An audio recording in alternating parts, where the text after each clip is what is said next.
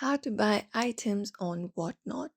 Hey everybody, in today's video we will be guiding how we can buy items on Whatnot. So first of all, open up the Whatnot application and log in into your account. So basically Whatnot is known for its live auctions where sellers showcase items and buyer can bid in real time.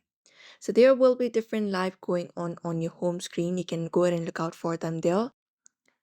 You may just go ahead and participate in the live auctions.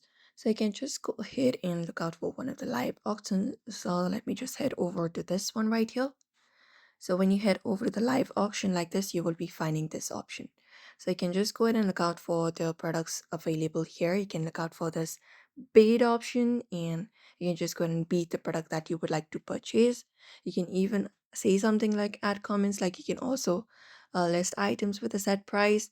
The sellers can also list items with a set price, allowing buyers to purchase them immediately. You can bid on the items before they go into the live auction,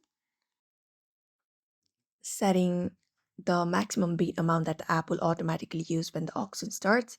So during the live auction, you can swipe on the bid on the mobile or click on the bid on the items, and that way you can just go ahead and bid, like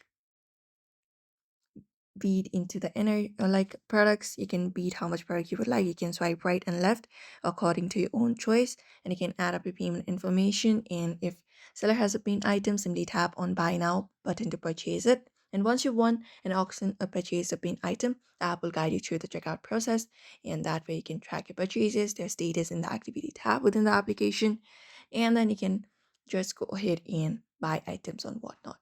So Whatnot accept various payment method, including debit card, credit card, PayPal, Apple Pay, Google Pay, and Venmo. You can use any of the payment method available, and that way you can just go and buy items on Whatnot.